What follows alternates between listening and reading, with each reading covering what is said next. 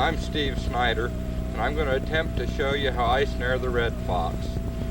We're going to discuss some of the tools needed to do the job, locations, different setups, but we'll start off with the equipment. I always wear gloves, and I use only 3 30-second 7x7 galvanized aircraft cable snares. I used 5/64 for years, and I found out it's unnecessary. So I use strictly 3 30-second cable because coyotes, coons, they won't chew through it or break it like they will 5/64. But I use a swivel, a wire swivel on all my snares. I believe in a swivel on snares to keep the animals from breaking the cable and kinking it up so bad. I use heavy duty locks, and I load all my small animal snares so that they spring shut when the animal triggers them. I find a loaded snare on small animals like red fox and raccoons gives me a better efficiency rate on my catches. I use a deer stop on all my snares so that if a deer happens to throw his foot through there, he can shake it off of his foot. I generally use about a 6-inch loop on red fox, but that will be determined a lot of times by the area, the size of the path, trail that he's traveling, whatever. I snare a lot of tire tracks, relatively in the open, sheep trails through pastures that aren't being grazed, things of that sort. I use stakes of various lengths, re-rod and so on for snaring in the open where there's nothing to tie off to. I use number 9 wire for my snare supports for snaring in the open. It's real stiff, it's galvanized, it dulls up real good, and this support also will up your efficiency rate. I learned this system trapping as an ADC trapper for the state of South Dakota, and a guy showed this to me. It's referred to as the flying W snare support. It's kind of like a W on the end, but it's real stiff and the animal won't move it, the wind won't move it, and so on. It holds your snare in place. I also keep, this one doesn't have it, so I'm going to show you how I do it. I bend a horseshoe shape on the end, and when that's down in the ground, that horseshoe shape stops that snare from turning in the ground. So it's real important you have that on there to keep your snare where you want it. I use a heavy hammer for driving stakes, about a 3-pound hammer. As you can see, I've got this wire reel on here. It's for 14 gauge wire for tying off to trees when you're in brushy areas and you don't want to carry stakes, or if you're having to walk a long distance back in and you don't want to carry the heavy stakes, you can use 2 strands of 14 gauge wire to tie off to trees. I also use a pair of cable cutters, to cut the cable off the animals if it's real tight down in their fur. It's a necessity when snaring. I also use a pair of pliers for cutting the wire and attaching to snares and so on. So these are basic tools of what we use snaring. I stake more snares than I wire off, but these are some tools that you may find come in handy. We're on an abandoned railroad grade here. The fox and the coyotes travel this quite a bit. So this is one of our first locations we're going to set here. We're going to go on the other side here where it's a little bit narrower, and I'm going to show you how I set these things up. So we hope we can add to your education here. We hope that you like the video, and we hope it turns out well. This is not the only way of snaring. There's a lot of different methods, but this has worked real well for me all across the country, and I've snared in 5 different states, and it just works real well everywhere. So we'll get to it. Thanks.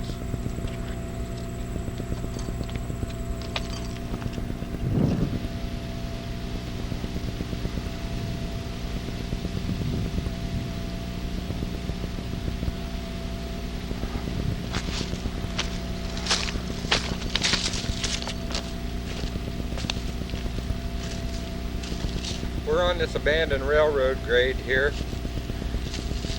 that the fox are running on. And what I'm going to attempt to do here is there's nothing, you can't stake here, it's too rocky. So I'm going to try to tie off to this here. This is a location where I've had in the past and I've caught fox on. You know, we've got the four-wheelers running these tracks like crazy. And our snares could get run over here, but if we want to catch the fox here, we got to take that chance. So what I'm doing is I'm running my 14 gauge wire through my swivel. I'm doubling it, so it's 2 strands of it, strong, so they can't break it.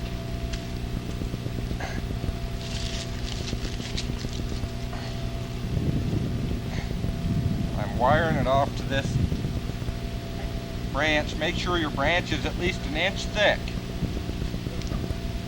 You want it to be at least 1 inch thick. And don't leave any sharp ends on your cable for the animal to tear his fur in.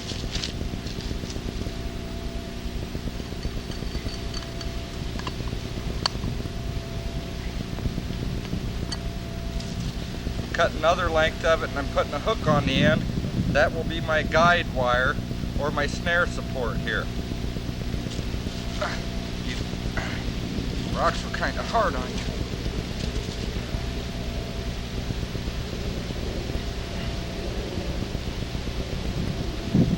I try to put this 14 gauge wire on above a knot or something so that it doesn't slide down. Get it good and tight. Get it on there good and tight so it stays where you put it.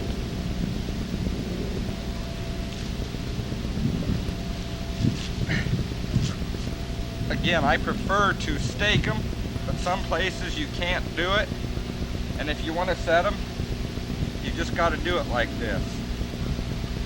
It's an alternative anchoring system here.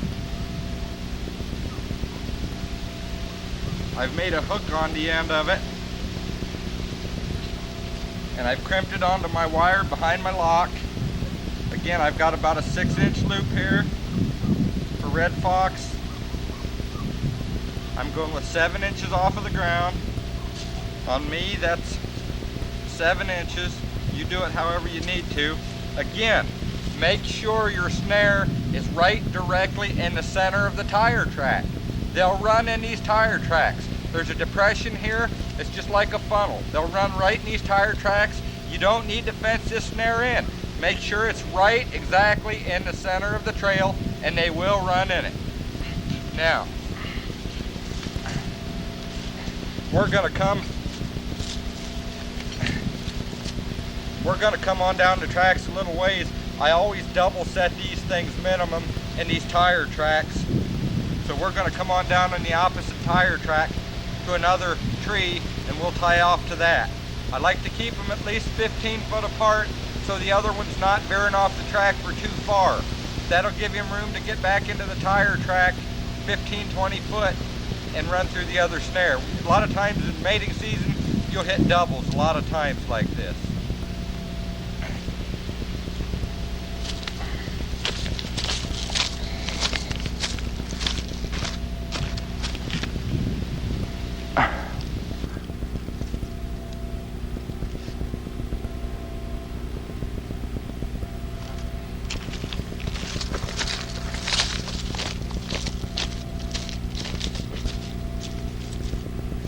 Alright, again, I'm going to tie off to this tree over here.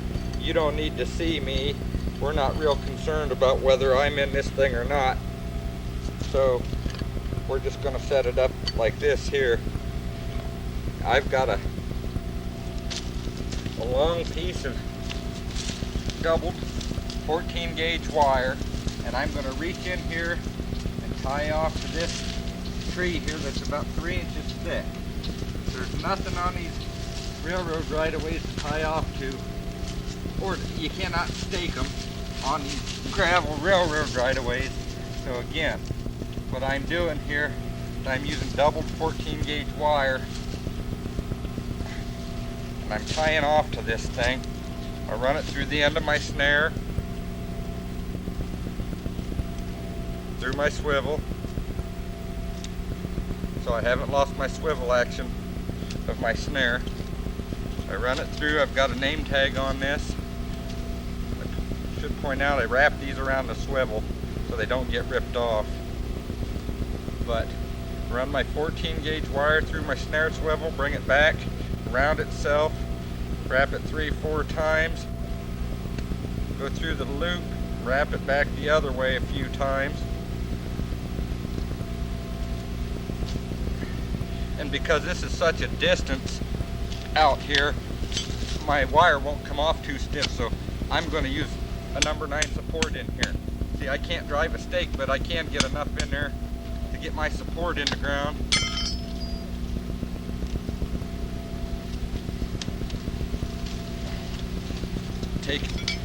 Put the stones tight around it to hold it in place. Rake them up in there, or however you got to do it. Make sure that support's in there good and stiff. So that snare has to fire when the animal hits it. I'm not getting any younger there, guys. Again, run that support in there. Come down to 6.5 to 7 inch loop height. I personally like 7. Some of these places you just can't, they're just not perfect. You do the best you can with what you got.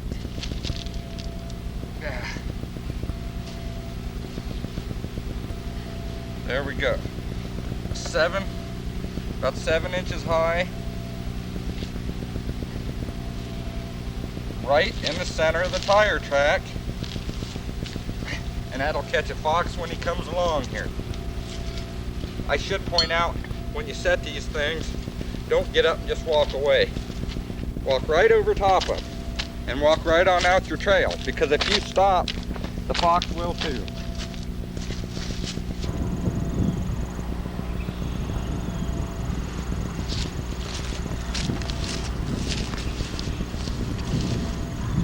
We're on another location here.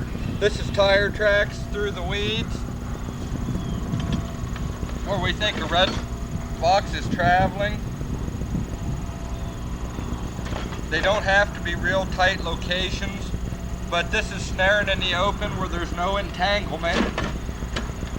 And I'm going to show you how I go about this. I drive a stake in here for my support, about 3 inches deep. People think that you need a lot of weeds to snare. You don't. I'm just having a hard time finding real open locations right now.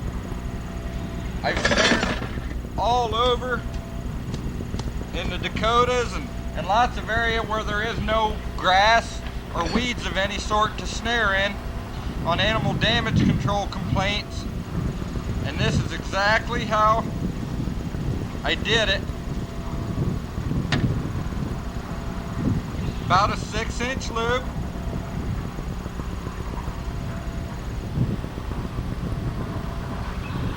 I want my snare 7 inches off the ground, right there.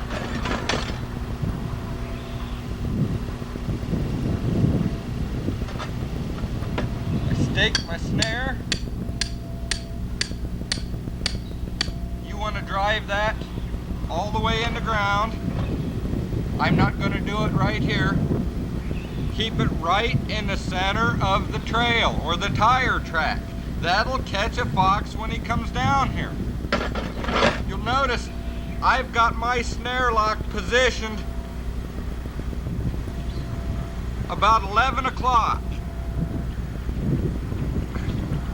Actually about 10 o'clock. I use these loaded snares, so I like to position my lock at 10 o'clock. That way the wind's blowing, it's a strong wind, it won't blow that lock out and close my snare. Again, right over the center of the trail. I like 7 inches, 6.5 to 7 inches. Set your snare, walk on through.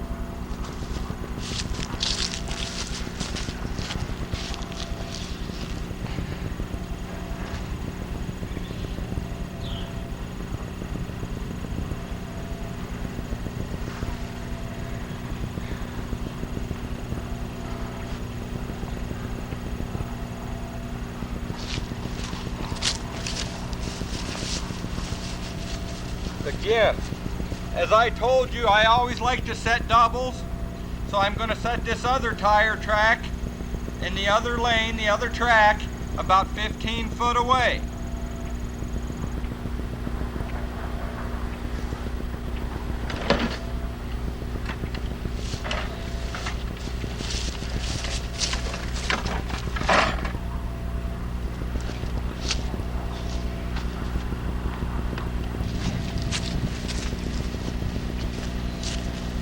Same thing.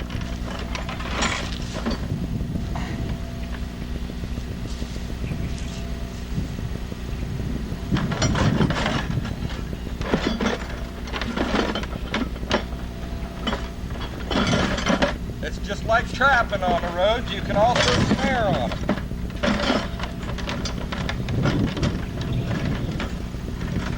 The animals will travel the path of least resistance.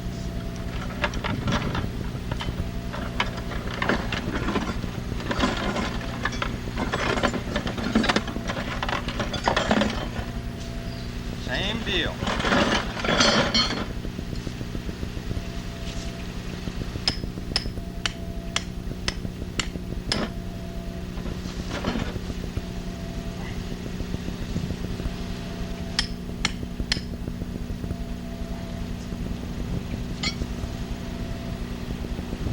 I always store my snares coiled up like this. It just makes it easier. They're not a big mess when you get into them. They're not all tangled up.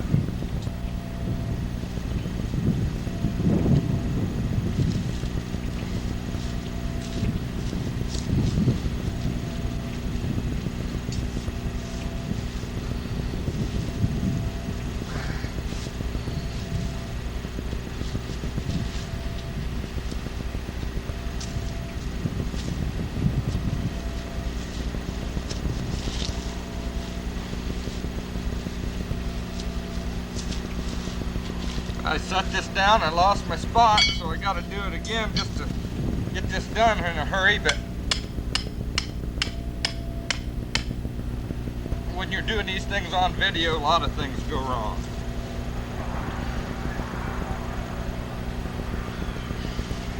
Alright, take your hammer and tighten around that support. That support needs to be stiff in there, solid. Same deal.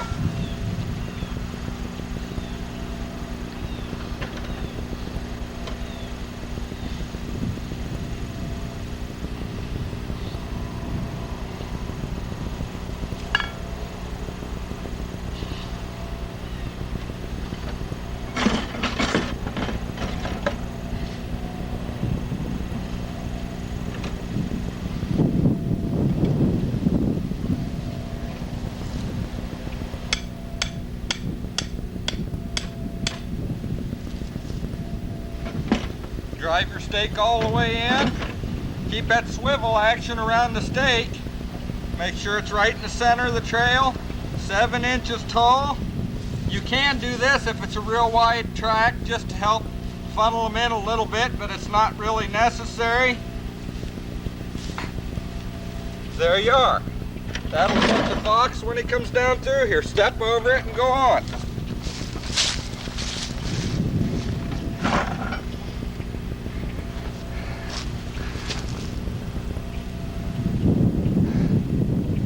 Now see, we've got one in each tire track. If a pair of fox come through here, that'll double.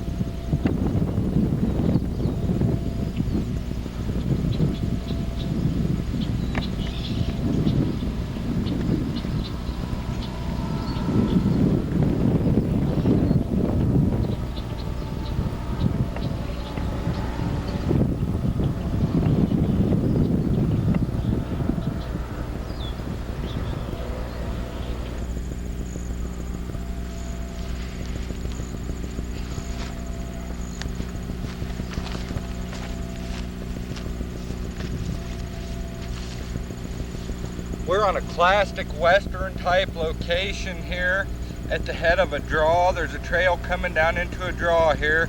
We thought we'd give you a glimpse of the surrounding area to see what it's like. This is an empty cow pasture. There's no cattle in here right now, but the fox and the coyotes hunt this and use it as a loafing area also. We're trying to give you general location. You know, it's farm ground all around us and plenty of thickets and things in here for the canines to hunt. They'll hunt these pastures and they'll travel these pastures just to smell where the animals have been. I find all over the country animals are interested in other animals, whether they be cattle or whatever. We're going to put this snare in here, and I'm going to try not to talk too much while I do it so you can see the speed that these things go in. They generally take a minute to a minute and a half to put in.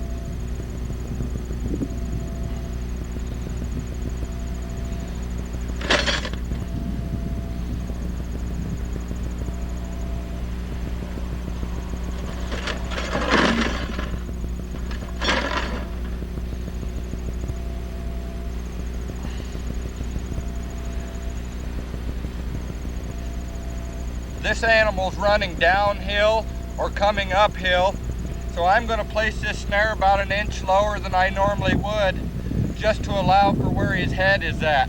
I've got this at about 6 inches. Again, I want to keep my lock over at 10 or 11 o'clock. He's guided in by these weeds and this trail here. He's not fenced in, he's guided in. And that'll catch.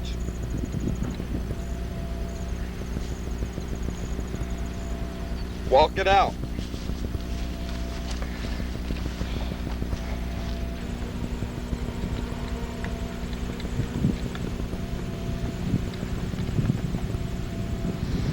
Here's our completed set. I give you this angle to see you're at the top of this gully. We're going to close up on the snare and then we're going to move on.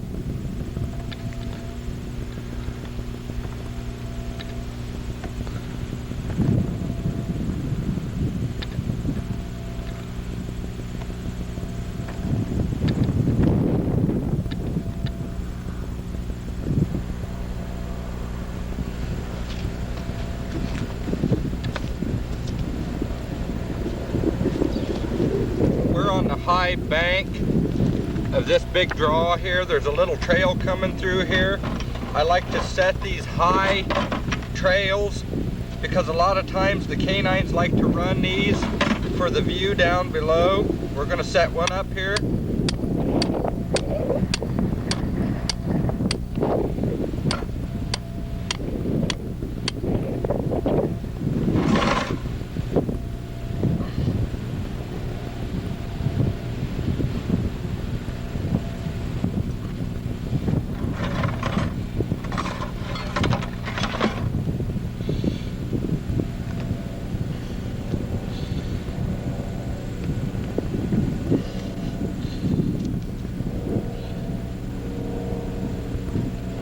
Again, get your support a couple inches down in the dirt.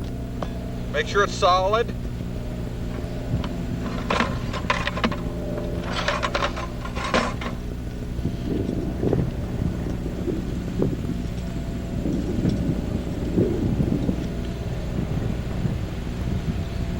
Six-inch loop.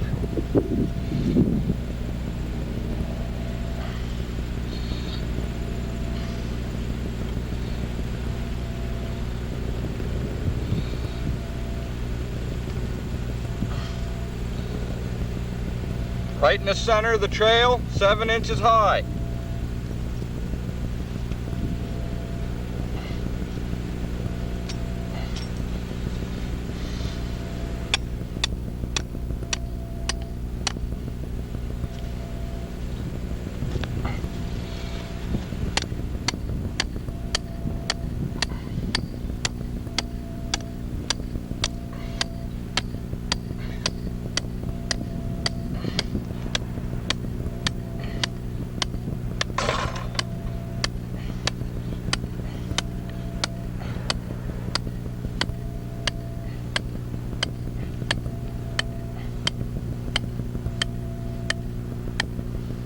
That'll catch a fox when he comes down through here.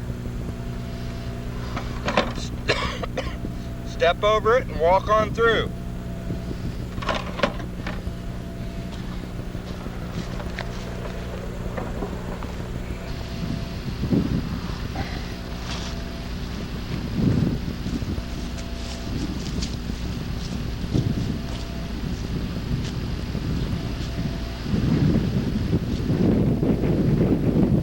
Again, we're at the top of this draw, running this high ridge. The animals will run this because they can see below. We're fenced in better. I thought I'd show you a little more defined trail. We're going to set this and move on. We want to cover the perimeter fence yet. A lot of times when I'm setting around some grass or weeds, I'll try to put my snare support in the middle of a little clump of grass just to help break up the outline. It's not absolutely necessary.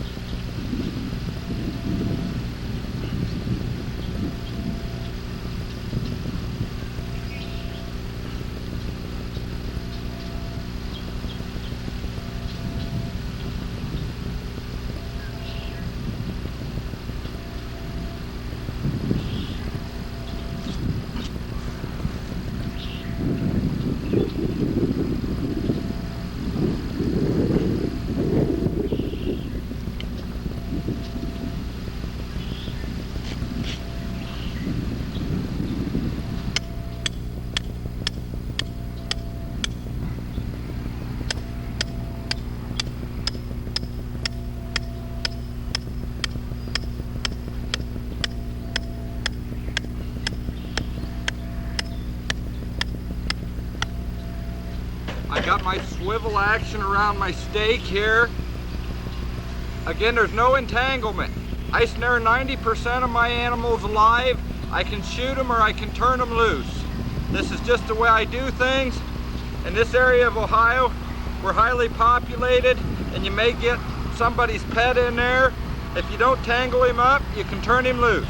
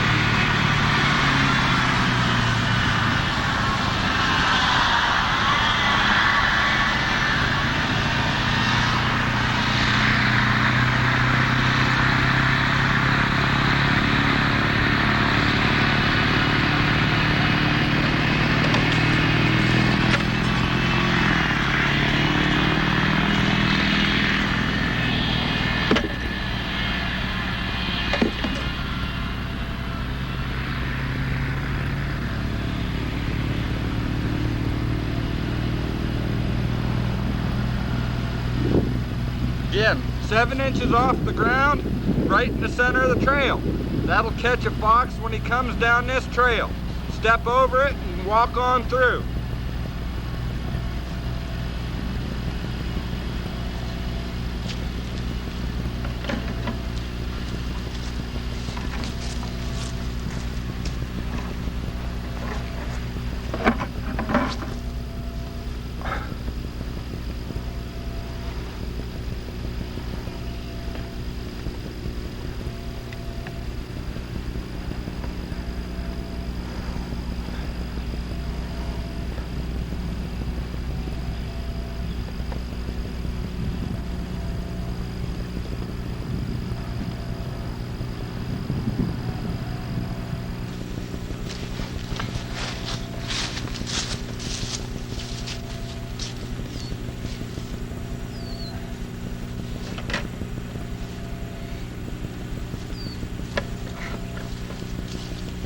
This is a perimeter trail running from one fence corner to another in this pasture. Fence corners are always good. So if you snare this trail coming from corner to corner, the chances are high of a catch. This trail runs along a fence. You know, the fence is the barrier, the trail is the funnel. I like to snare intersections whenever I have them. Snare every trail that comes into the intersection. Keep your snares at least 15 foot apart. I don't have intersections in this pasture, so this is the way we're going to set it up. These snares are not dyed. They're dull gray. I boil them in 2 tablespoons of baking soda to a gallon of water. The dull gray color blends in with most everything, better than if you dye all your snares black and you get a snow, they stick out like a sore thumb. I'm also using this existing branch here to help keep deer away from this.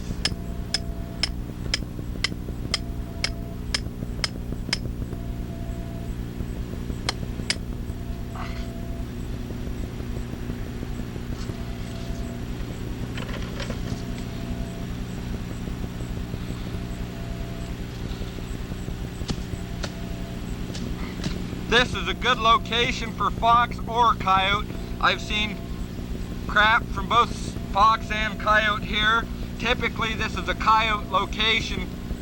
It's rough ground, it's never plowed or anything, but both of them use it. But we're setting for red fox here.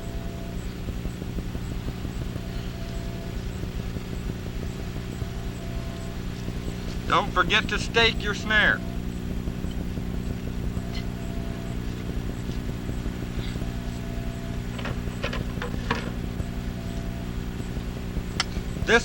This support, I feel, helps to funnel them. The support and this cable sticking out here, I don't worry a thing about it. I think it helps funnel the animals into the snare.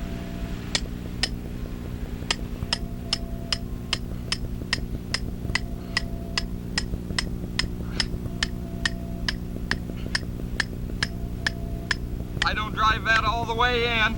I want that swivel around that stake.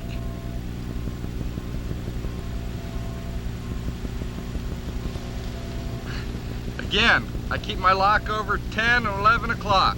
7 inches, right in the center of the trail. That'll catch a fox when he comes down the trail. Look at it from his view.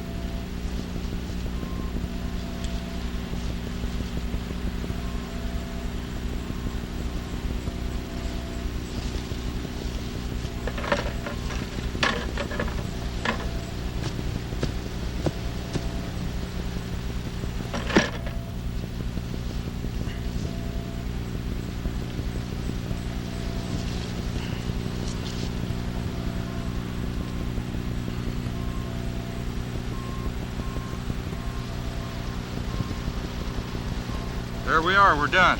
Step over it and walk on.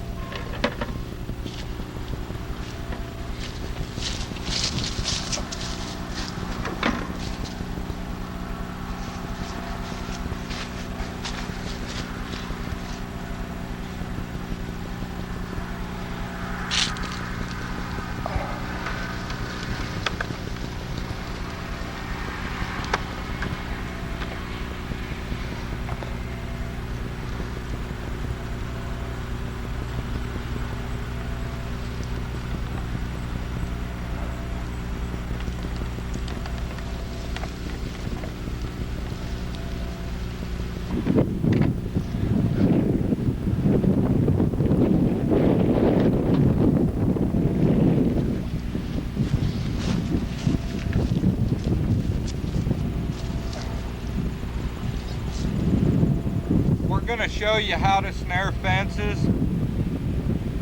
Snaring fences is not real safe in a lot of areas, so make sure to keep your snare staked back away from the fence so that the animal's not tangling in the fence. In case you get somebody's dog or cat in there, you know, keep the snare back so they can't tangle in the fence and tear their hide up and hurt themselves and everything else.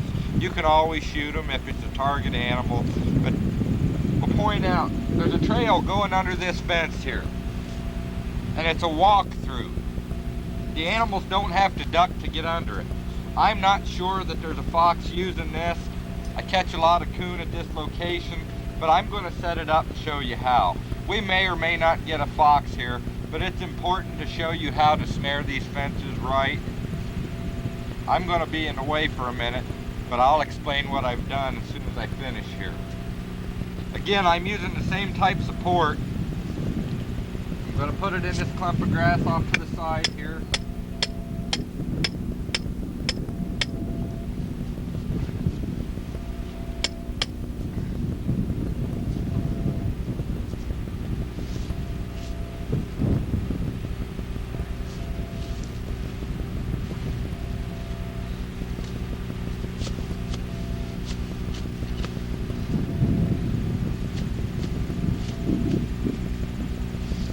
Get on the other side here, get this done.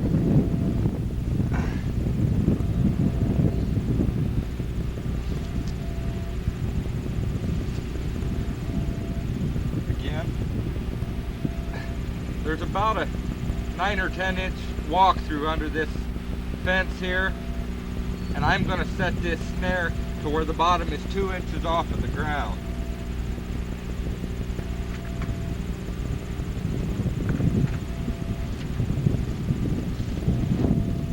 We won't go with the 7-inch height on this particular snare because he's already made to go a certain distance here.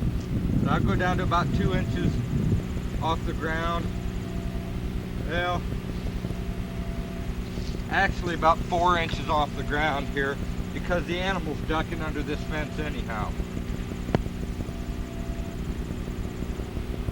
And again, I'm going to stake this back away from the fence so that that animal cannot tangle in that fence.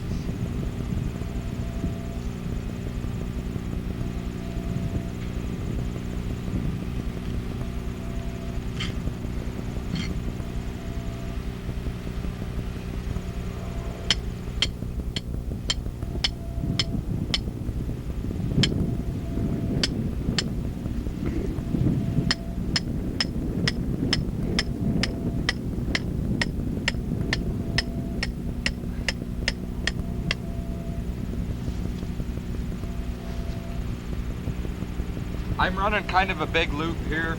I may get a body catch on him. I don't want to narrow this down for fox too much. If I go to narrowing this down, it may make them suspicious.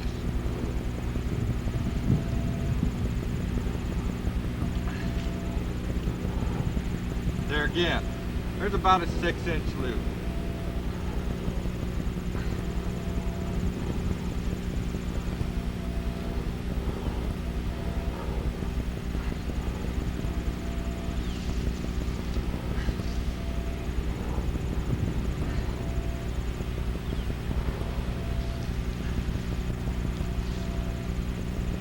I've got that snare about 6 inches off of the ground, and that'll catch a fox.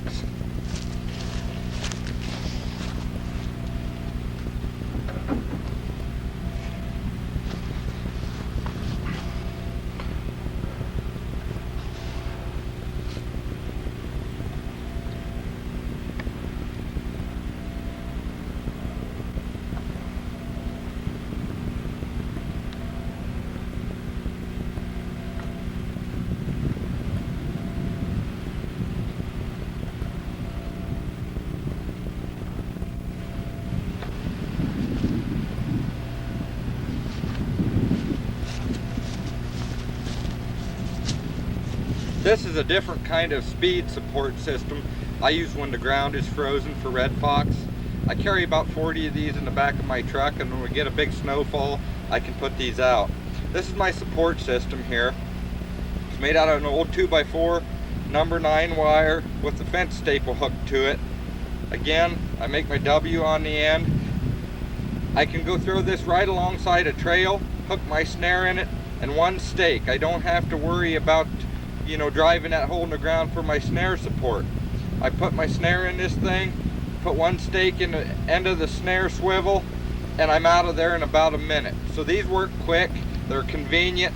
We have to stake all snares. You may be able to snare on a drag. If you can adapt this to it. You can make a longer one and so on. But it's a quick system for getting out a lot of snares when the ground's frozen.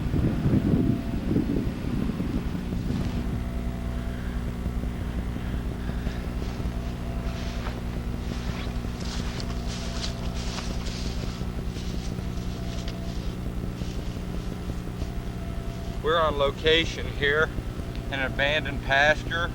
We're going to set this trail up. As you can see, it's not a real heavy trail. I snare in a lot more open stuff than this, to where it sticks out like a sore thumb. But this year I just can't seem to find those type areas to show. If you can snare in the open, you can snare anywhere. And this is semi in the open now. So I'm gonna attempt to show you, you know, how I would set this up. As you can see, it's not fenced in heavily, but I'm gonna have to set it here. It's the best I can do.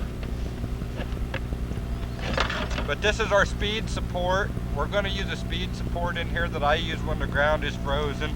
Like I say, they're made of old 2x4s, number 9 wire stapled onto them with a fence staple.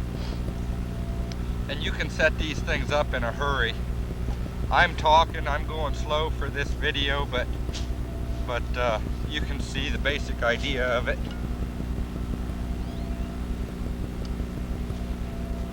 Again, we just move our wire down to where we want it. 6.5, 7 inches off the ground, which right there on me. You know, you don't have to use any heavy fencing.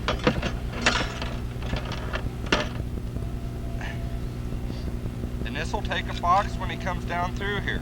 They're not afraid of these wooden supports or anything else, you know. Even when they see them, they don't care.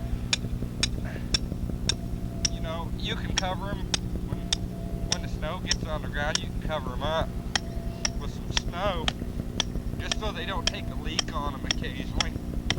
Usually the fox don't pay any attention to them. Occasionally the coyotes will take a leak on them.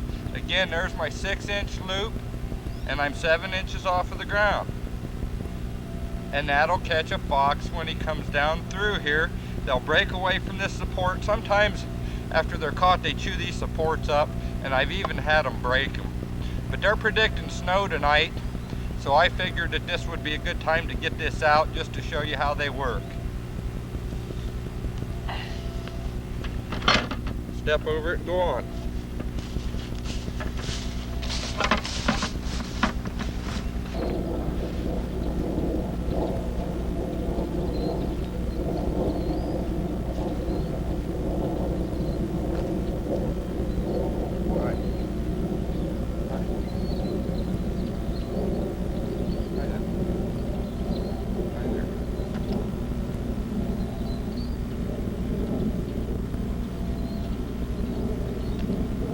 Location here on this high trail in this abandoned cattle pasture.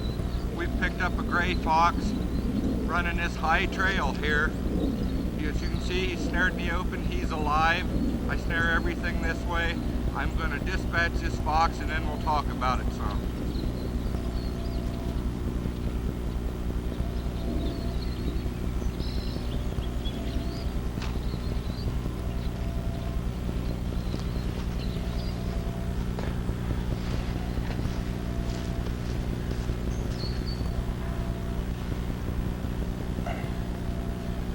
We're on location here where we just caught this gray fox. I've dispatched him humanely. We're going to reset right on this high trail over this, on this ridge top here.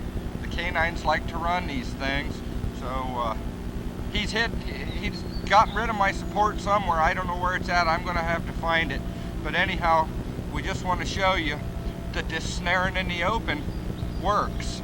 You know, I use no weeds to fence this snare in or anything else. I just set it right in the center of the trail and it caught this gray.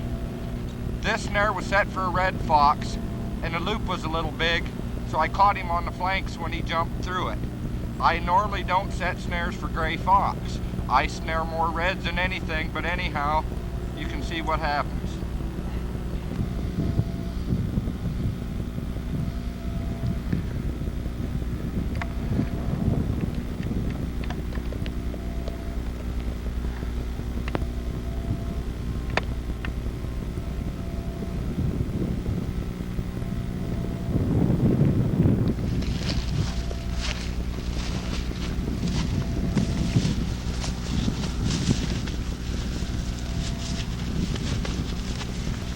We're in an area of CRP ground bordering a river. I like to keep all my sets close to rivers and drainages because fox like to rear their young here, and they'll hang around, you know, even after the dispersal and hunt the same areas, travel the same areas. We've got a skift of snow here, and as you can see, right here is our snare. I seen where the fox are going through a fence. There's a fence about 5 foot away. I like to keep my snares back away from the fence when I can. I'll zoom in on this when I can. He's ducking under this limb here. It's on the edge of a field edge and a CRP ground, or set aside acres. And hopefully we'll have a catch here. I should say in Ohio the snow doesn't last very long, so finding tracks in the snow is a risky proposition at best. You just have to get out and look and try to find where these fox are at. It's never easy until the breeding season, December, January. You can use bait stations to bring them in, and then you'll pick up, you know, 3-4 fox on a location. But our dispersal is in the 1st of October, so you're kind of picking these fox one at a time up until the breeding season.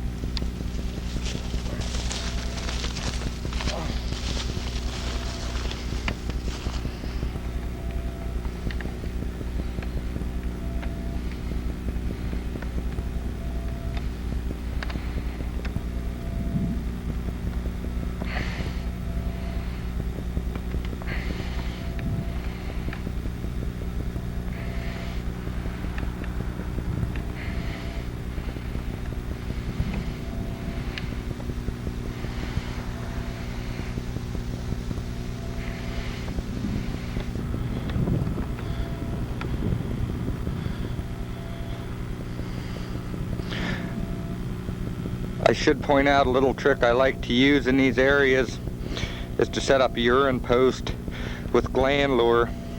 I'll put some on that clump of grass right there close to this CRP ground, and I know the fox will keep coming back to this area to urinate.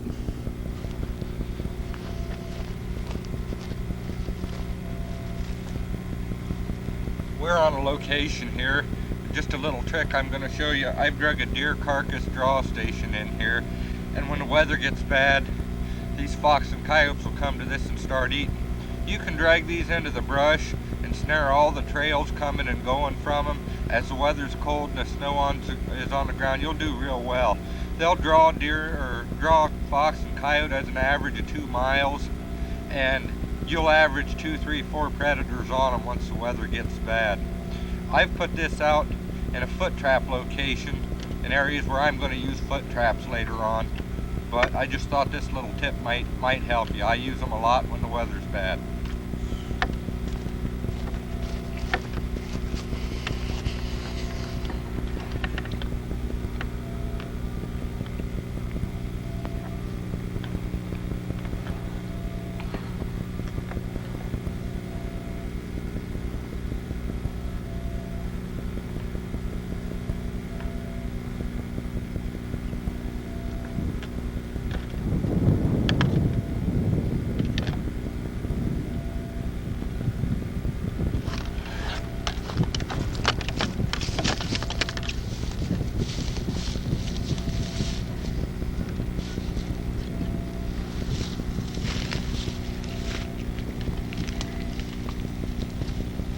We're on location here where we put this deer carcass draw station in here. I had a coyote snare here about 3 foot out from this fence. I could see something was coming up under here a lot, and I couldn't tell what, but I assumed it was coyotes. But anyhow, this deer carcass has been here 2 days, and we snared this red fox, and unfortunately it was in a long coyote snare. You can see he tangled in the fence. He's deader than a doornail. But anyhow, this was a fence snare on a trail set at 7 inches high because he was coming down a hill, and this fox ducked into it, and unfortunately he's tangled and he's dead.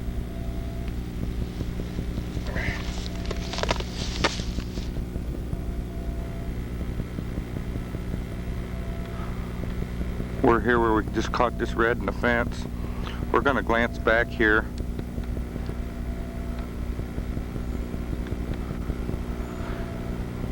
And give you a glimpse of this in our deer carcass draw station.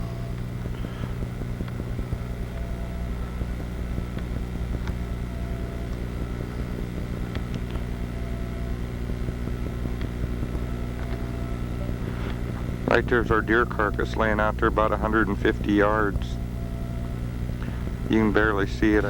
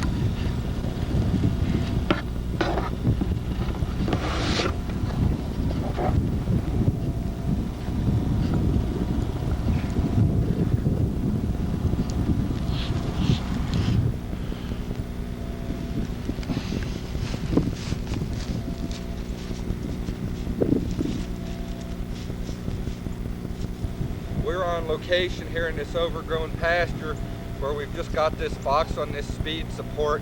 We had to get out of here in a hurry because it's in a high traffic area. We caught this fox within 75 feet of a county road. They will travel these intersections also on roads that aren't well traveled. We took that fox alive. They're worth more. We want to go on and show you some things about lure and bait, and we'll talk about some other things also.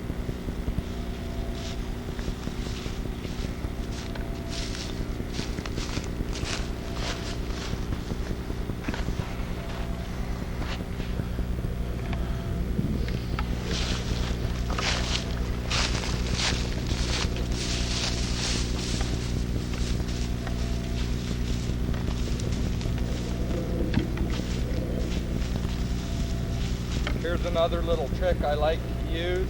I take these old pill bottles and I punch holes in both ends of them, put lure on a cotton ball in them. They're protected from the weather. Hang them up about 4 to 5 feet off of the ground. With fishing line is best, but I didn't have any. I had to use baling twine, and the wind will twirl these things around and it will throw scent out just like a carcass draw station. I use my lure draw station in this when the weather's cold and the coyotes and the fox come to it thinking there's a dead carcass to feed on. See, they twirl around, swing in the air, everything, and that gives the impression of a dead carcass.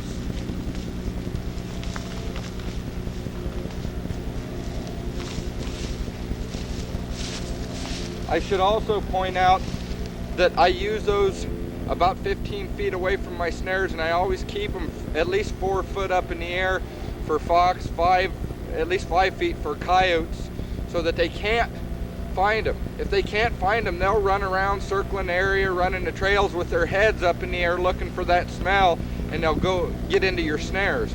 Also, I like to use them where 3 or 4 trails come together. Snare every trail at the intersection or 15 foot back from it, and keep your lure and bait out in the middle. I use that mostly on canines.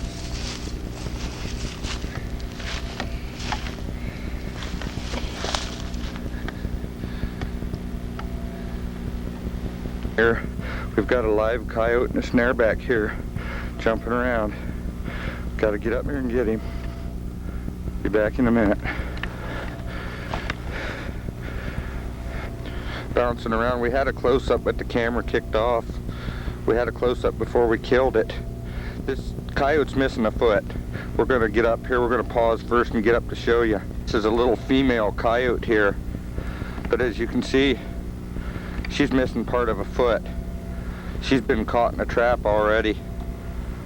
So anyhow, this is how it goes. Little red coyote. I've been after her for 3 days, 3 or 4 days.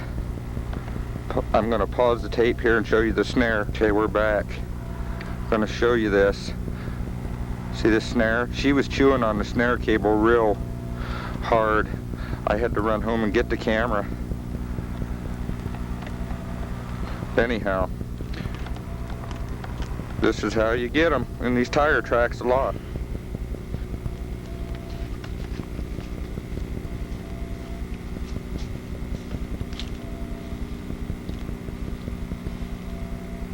Well, there you are. I've tried to present you with my style of snaring the fox.